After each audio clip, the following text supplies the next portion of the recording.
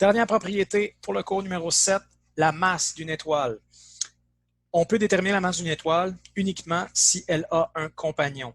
On parle alors d'un système binaire, c'est-à-dire que vous avez deux étoiles qui tournent autour d'un centre commun, le petit point vert qui est ici. On peut remarquer que les deux étoiles prennent le même temps pour faire le tour. Ce temps-là, on va l'appeler la période, P. On peut remarquer aussi que l'étoile la plus massive des deux est plus proche du centre. C'est toujours le cas. Que la ligne qui joint les deux étoiles passe par le centre. C'est-à-dire qu'on peut le voir plus facilement ici, quand l'étoile la plus massive est en haut sur son cercle, par exemple, l'étoile la moins massive serait en bas sur son cercle et vice-versa. Et puis, nous, ce qu'on veut, c'est trouver la masse individuelle des deux étoiles. Notre outil pour le faire, c'est le même outil qu'on avait discuté dans le cours numéro 5 sur la gravitation pour déterminer la masse de la Terre. La masse de la Terre, comment on fait pour la trouver? C'est en observant la Lune. Si on connaît la taille de l'orbite de la Lune autour de la Terre et le temps qu'elle prend à faire le tour, on peut trouver la masse de ce qui cause l'orbite de la Lune, c'est-à-dire la masse de la Terre, à l'aide de la troisième loi de Kepler.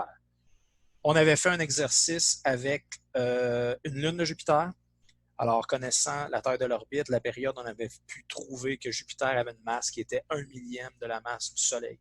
Ici, c'est un peu la même chose, sauf que notre équation, au lieu d'être tout simplement la masse égale la taille de l'orbite, qui est A au cube divisé par la période au carré, c'était ça la troisième loi de Kepler dans le cours numéro 5. Vous avez que la somme des deux masses, des deux étoiles, est égale à A au cube, même chose, divisé par P au carré. Mais A au cube, maintenant, A, en fait, ça se trouve à être la distance qu'il y a entre les étoiles. Alors, la distance entre les étoiles qui est ici, si vous la connaissez, vous l'insérez dans l'équation avec la période et ça vous permet de trouver la masse totale du système. Or, la distance entre les étoiles, vous ne pouvez pas vraiment la mesurer directement. Vous ne pouvez pas vous déplacer pour aller mesurer cette distance-là. Ce que vous avez comme outil pour la déterminer, c'est l'angle qu'il y a entre les étoiles, le plus grand angle que vous allez voir entre les étoiles dans le ciel, ce qu'on va appeler la séparation maximale. Alors, l'angle, il faut être capable de le mesurer. Et si on connaît la distance jusqu'au système, à l'aide de la trigo, on est capable de trouver A. Alors, l'équation, elle va être encore une fois intégrée dans la page ici. On va pouvoir déterminer A. La période, c'est quelque chose qu'on peut mesurer aussi assez facilement. Souvent, les orbites prennent beaucoup de temps à se faire. Ça peut prendre des années et des années, ce qui fait qu'on n'est pas obligé d'attendre un cercle complet avant de connaître la période. Donc, si on voit un quart de cercle, on est capable de dire, OK, x4, ça va donner telle période. Alors, ça nous permet de trouver la masse totale. Nous autres, on veut la masse individuelle des deux étoiles. Pour ça, on va faire appel à cette relation-là qui est ici, qui est assez plausible parce qu'on pourrait faire l'analogie entre le système et ce que vous pourriez observer dans un parc. Si, par exemple, vous allez là avec votre neveu, par exemple, qui lui s'assoit à l'extrémité d'une balançoire, qu'on appelle communément un tape-cul. Alors, lui, il s'assoit à l'extrémité, mais vous autres, vous êtes plus massif que lui. Alors, vous savez que si vous voulez qu'il y ait un équilibre, vous ne pouvez pas vous asseoir à l'extrémité aussi.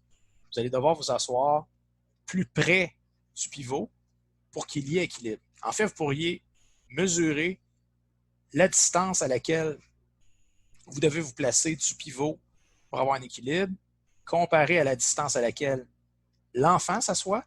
Alors, si vous êtes l'objet A, avec votre masse MA, l'enfant, c'est l'objet B avec sa masse MB.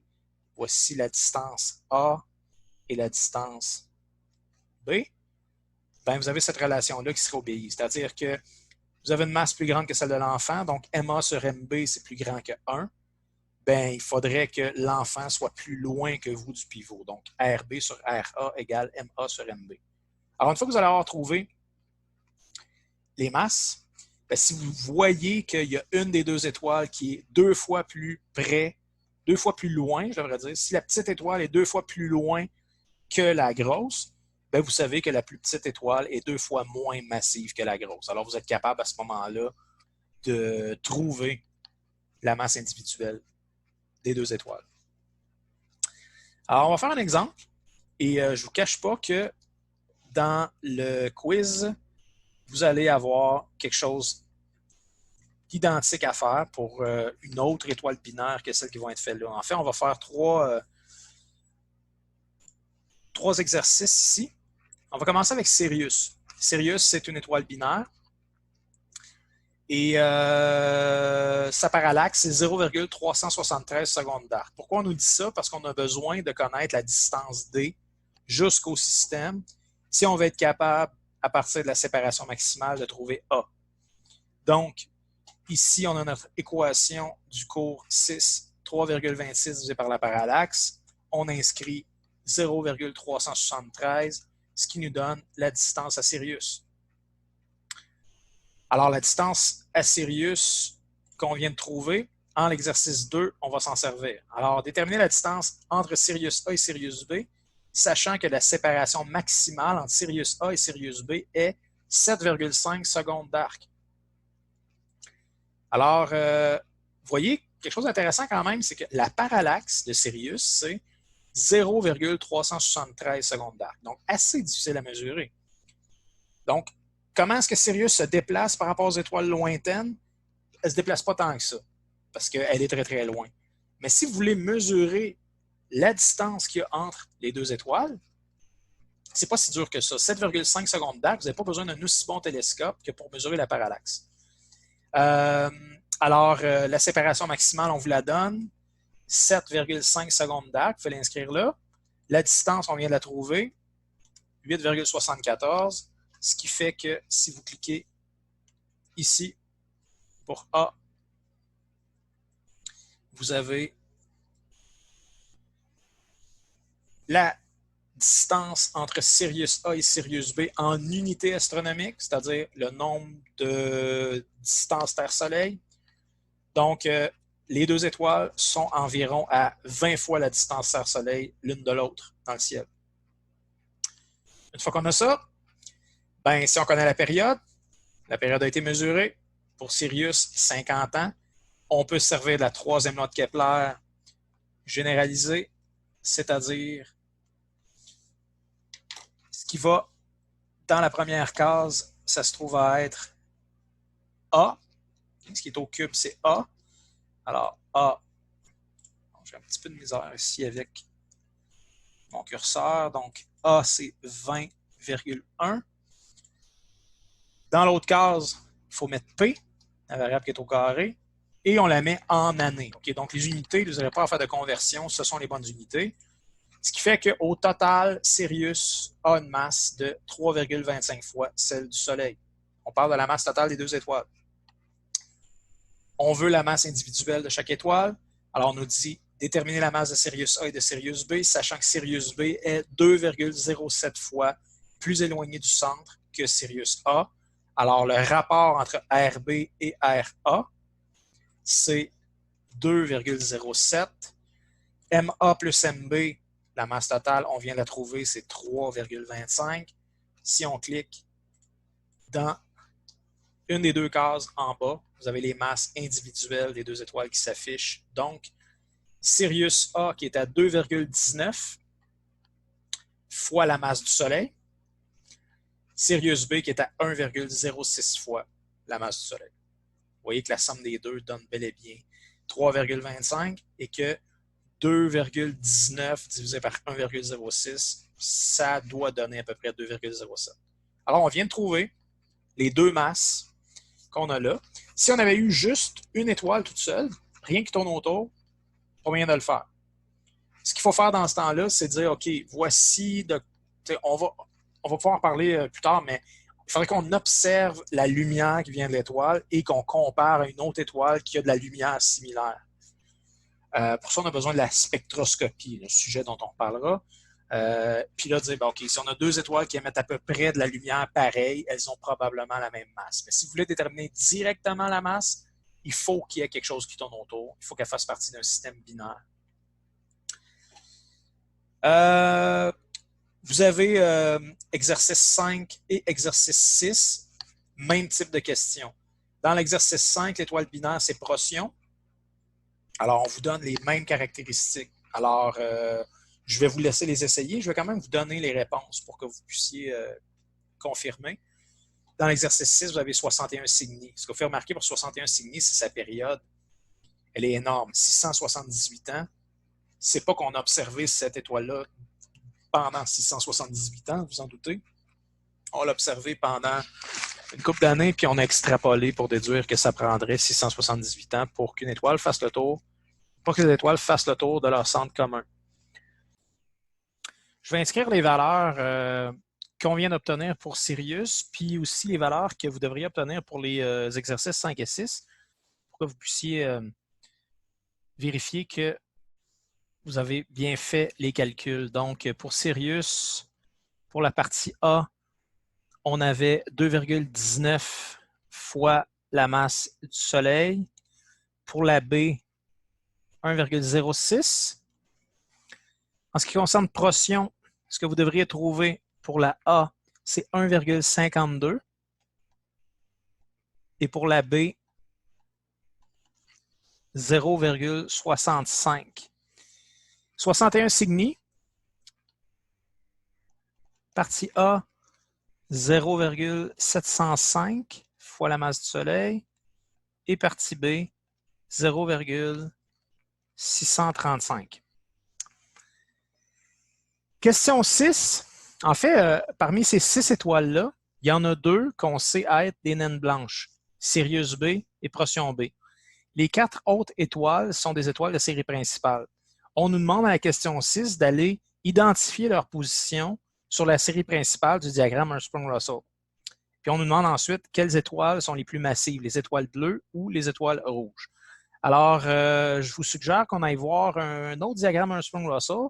Alors, si on fait retour à la page principale et qu'on clique ici sur diagramme HR, vous avez un joli diagramme Hertzsprung-Russell qui est là, en anglais, malheureusement. Donc, température qui augmente vers la gauche. On vous indique aussi la couleur et vous avez la luminosité verticalement. Alors, vous reconnaissez là la série principale, donc beaucoup d'étoiles rouges qui sont moins lumineuses et plus froides que le Soleil. Le Soleil est ici, à une luminosité solaire. Et vous avez ensuite des étoiles qui sont de plus en plus massives, comme vous pouvez le voir ici, à mesure que vous montez sur la série principale. Donc, les étoiles bleues sont plus lumineuses et plus chaudes. Vous avez les géantes, les supergéantes, ainsi que les naines blanches. Alors, nous, les étoiles dont on vient de déterminer la masse, il y a 61 Cygni A et B qui sont ici. Il y a Procyon qui est ici et il y a Sirius qui est là.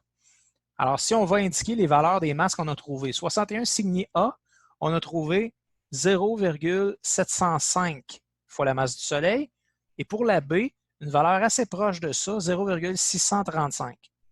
Si on regarde le long de la série principale, les valeurs des masses sont écrites. On a ici 0,3 fois la masse du Soleil et on a ici une fois la masse du Soleil. C'est le Soleil qui est là.